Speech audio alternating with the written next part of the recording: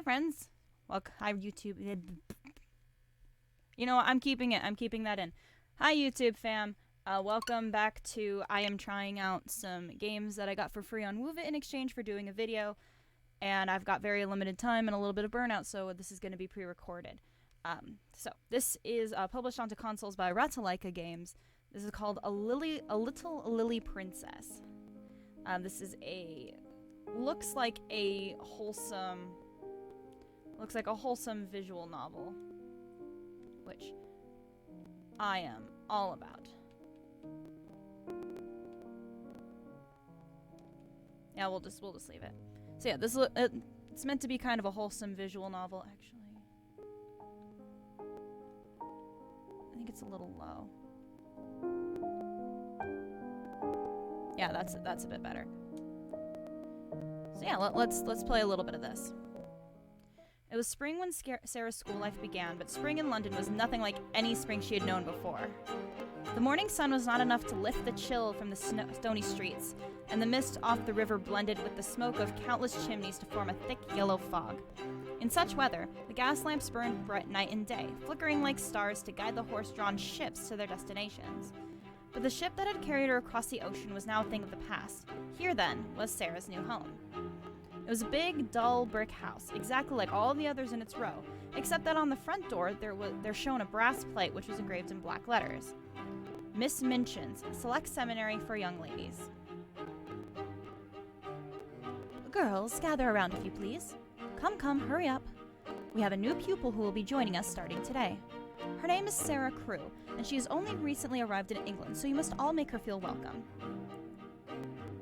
How do you do? The room filled with a chorus of gently murmured greetings. Sarah Crew, for that was her name, looked out upon a garden of strangers. Every face was turned to her, polite and attentive and perfectly foreign. She felt more lost than she'd ever been at sea. Sarah, dear, as you can see, we have pupils here of all levels, but these three here are particularly near your age. This is Miss Lavina Herbert. Charmed. Miss Ermengarde St. John. And Miss Jessie Abbott. We're very pleased to meet you. I'm very pleased to meet you as well. I've never known many girls near my age. Nor any other age. Sarah's life before that point had been not isolated, but sheltered. Her mother had died when she was born, leaving Sarah to be raised by the young, handsome father who was the only relation she'd ever known. Some fathers had little time for their children, but Sarah and her papa had always been quite close, reading books and playing games together every day. He treated her as a little confidant, sharing his thoughts with her as if she were his peer and not a very young girl, and listened solemnly to the advice she gave in return, though he didn't always follow it. Sarah had never felt lonely, but it must be said that she had very little experience in making new friends. Sarah's father, Captain Crew, makes his home in India, and he is returning there as we speak. I shall expect you all to be very agreeable to her. Now, Sarah, take your seats. Your father has informed me how very much you enjoy your studies, and I expect you to be a credit to this establishment. I am not certain how to become a credit, but I do wish to learn. This statement was met with muffled giggles. Confused, Sarah looked back at Miss Minchin for guidance. Take your seat, I said. But which seat is mine? Concerned that she would look disobedient if she hesitated further, she slid to the nearest empty space.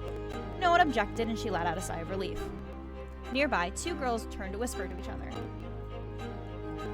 What a way she has of speaking, so old-fashioned. Hush. And her eyes are such a queer color, a funny-looking child to be sure. Well, she isn't pretty as other people are, but there's something about her. She makes you want to look at her again to see what it is. And she has tremendously long eyelashes. Only you would notice such a thing. Girls, kindly pay attention to your lessons. Yes, Miss Minchin. Choose an activity for Sarah to perform each day. Every activity has 3 possible outcomes, which will change the icons you receive. At the end of the week, Sarah's icons will be collected and turned into resources. Icons are only converted at the end of the week. Until then, they can be changed or lost by other activities. Plan the order of your activities in order to get the best results. Oh, it's one of these. Okay.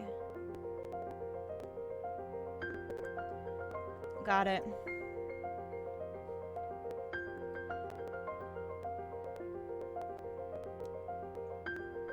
Okay, so we get One activity for each day. So there's 6 different activities.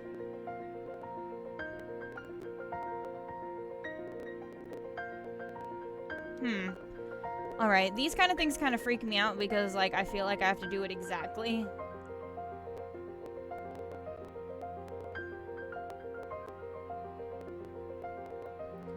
Okay, well, let's read a book on Monday.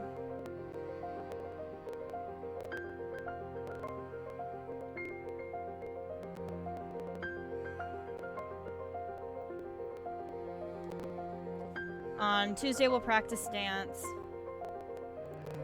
We'll go for a walk on hump day.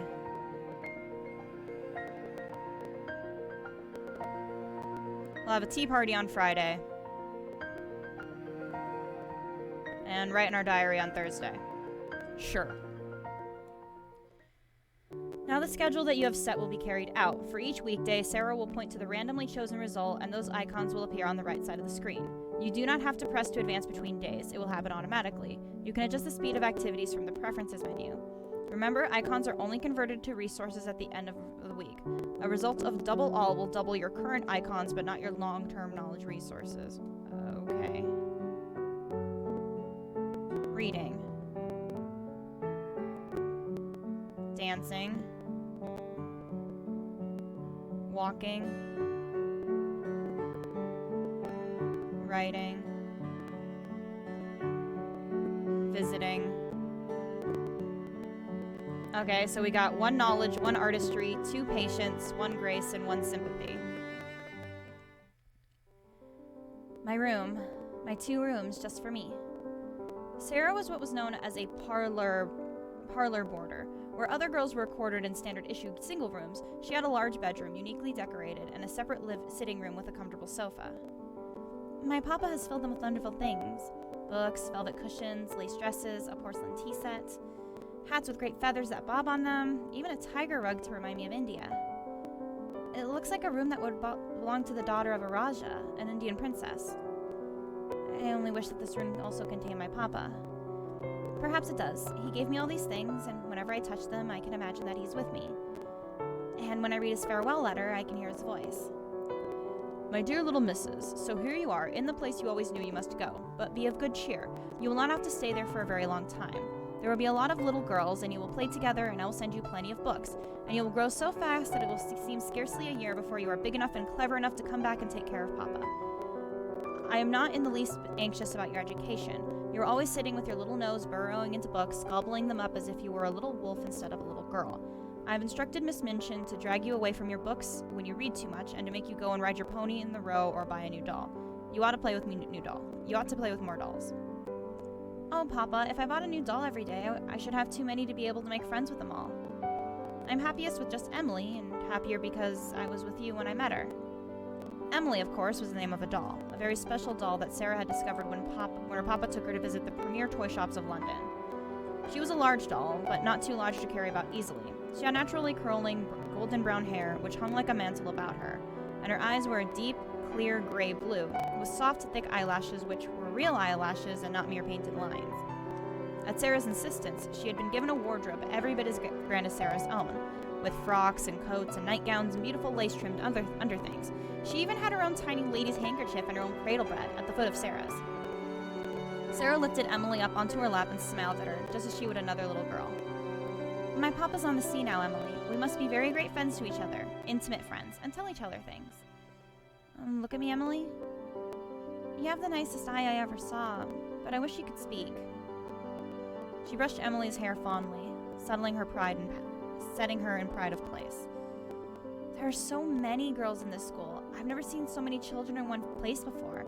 I'm afraid I shall not even remember all their names.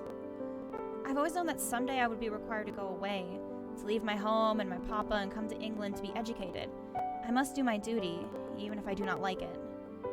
I dare say soldiers, even brave ones, don't really like going into battle, but they must do it anyway and not cry and fuss. So must I. But oh, is it so lonely? She could not know, of course, how her quiet sorrow might be misinterpreted by others. Miss Minchin, the proprietor, had seen the lavish preparations for Sarah's pretty little room and concluded that here was a child who had always been given her own way at the expense of others. Such a spoiled little girl might be expected to kick and scream and set the whole house into an uproar when abandoned by her only parents. That she did not suggest to Miss Minchin that Sarah cared nothing at all for her papa, but only for her dresses and toys. Such was not a thought that inspired sympathy in her heart for the newcomer. Just then, there came a sound at the foot door of Sarah's room. Sarah was not a girl easily given to fear or startlement, but she had a healthy share of curiosity, and went at once to see what it was. Outside sat a little girl, right on her bottom in the middle of the hall. Her baby plump legs splayed and the lace on her petticoats askew as if she had just toppled over, which in fact she had. Hello there, who might you be? Lottie. Her words were hard to make out through the fingers she had shoved in her mouth. Lottie? The fingers were withdrawn and wiped away amongst the frills of her skirt. Lottie Lay. Sarah smiled. Here, then, was a chance to meet just one person at a time instead of a crowd of strangers. Well, then, I am Sarah Crew, and now we are properly introduced. She held out a hand and helped the little girl to her feet. Was there something you wanted? May I look at your doll? Of course you may. Come and visit me in my room, and we can have tea together. My papa left me a beautiful tea set with lilies painted on it. Emily has her own service as well, sized for her hand, because she's too small to hold one of my cups. I want to see. Come inside then, and I will introduce you to Emily. And that was Sarah's first week of classes at Miss Minchin's Select Seminary for Young Ladies. On the weekend, you can spend the resources you have collected in order to unlock scenes with different characters. The requirements for each event will be listed in the box next to that character. If an event requires 5 belief, you must have at least 5 belief on the left-hand side of the screen in order to select Play Event. Playing that event will lower your current belief by 5. Some scenes will not be available until later in the story. Others can only be played early in the game. Pay attention to the requirements. It's best to focus your attention on only 2 or 3 characters in order to have time to play all of their scenes. Okay. Well, let's... Okay. Well, let's go say hi to Jessie, I guess. Hello, Sarah. May I come in to visit? Sarah rose to her feet at once. You're very welcome. Please, come inside. Jessie stepped into the room, then held out her skirt to drop a delicate curtsy in greeting. I know we've been introduced, but I wish to make your acquaintance more personally. And without Lavid listening in. Lavina? I thought you and she were the best of friends. Of course we are. I adore her. She's so classic, so elegant and focused. I admire her very much. However, sometimes it is nicer to do things for oneself. Are those real silk stockings you're wearing? Sarah blinked, caught unawares by this change of topic. Yes, I have several pairs. My papa took me to many shops while he was in London. They're darling. Mine are only Lizzle cotton. May I see the pattern? Sarah sat down in her comfortable armchair, lifting the hem of her skirt slightly so that the floral embroidery over her ankle was visible. What little feet you have! I never saw such little feet. Are they small? She raised her leg a bit, pointing her toes and moving her foot this way and that. They seem the same size as they've always been, even though I know they must have been smaller when I was younger. I'm sure that Lottie's feet are smaller than mine, and Emily's, of course, are the smallest of all. Emily? Emily is the doll that Papa bought to be my companion. Sarah stood up and lifted Emily into her arms and for Jessie to admire. Emily, this is Jessie Abbott, my new friend. The older girl dropped a beautiful curtsy, then laughed. Oh, she has silk stockings too! Stockings for such teeny tiny feet, how cute! But you do have small feet for your height, Sarah. I'm sure you do. Look at mine. Jessie pressed her foot up alongside Sarah's for comparison. I just don't know whether larger or smaller feet are better. For dancing, I mean. If you dance with a partner, small feet would be better to avoid being stepped on, and they look very stylish in slippers. Slippers are cuter if they're smaller. But larger feet might be better for holding positions and standing on your toes. Small feet may not be as strong. Your feet have a good shape, though. They arch well. They're very pretty. Can feet be pretty? Colonel Grange's little daughter, Isabel, in India, was the prettiest girl I ever knew. All the gentlemen said she was the beauty of the regiment. She has dimples and round rose-colored cheeks, pale blue eyes, and long curling hair the color of gold. And everyone said those things were very pretty. No one ever spoke of her feet. I suppose if feet can be pretty, then perhaps I do have pretty feet. I know the rest of me is not. My hair is too black and straight and short, I'm too thin, and my eyes are a strange color. You do not have the same kind of beauty that dolls are made of, but that doesn't mean you aren't pretty. I think you are quite interesting to look at. Sarah did not wish to contradict her new friend, who had no reason to lie, but her inner conviction was that she was an ugly little girl could not. But her inner conviction that she was an ugly little girl could not be so easily dispelled. Will you show me the rest of your dolls and clothes? Do all of your petticoats have so many lace frills? Do you think any of them would fit me? I don't know. I suppose we can find out. Aw. Okay. On Sunday morning, the students gathered in the entrance hall of Ms. Minchin's Select Seminary. Girls, are you ready? Form up a line behind Lavinia. Sarah, dear, it is our custom to walk to and from church every Sunday when the weather permits.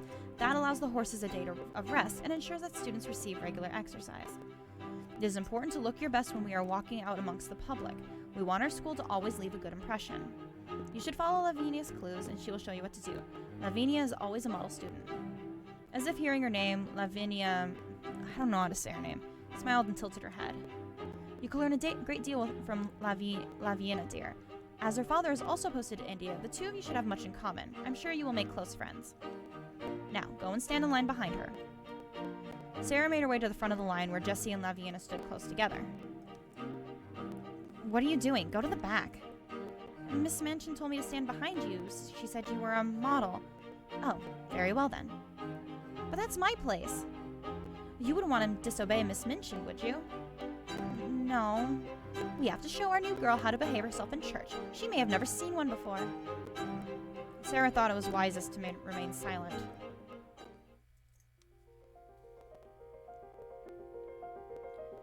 All right, I think that's where I'm going to wrap up this first look. This is an very interesting... It's a very interesting game, to say the least. These kind of resource things tend to stress me out, though, because I always feel like I'm doing the wrong thing. But yeah, do you guys want to see me continue this, either in a YouTube video or on a stream? Feel free to leave a comment or a chat with me on Discord. And yeah, have a wonderful rest of your day wherever you are, and I'll catch you guys next time.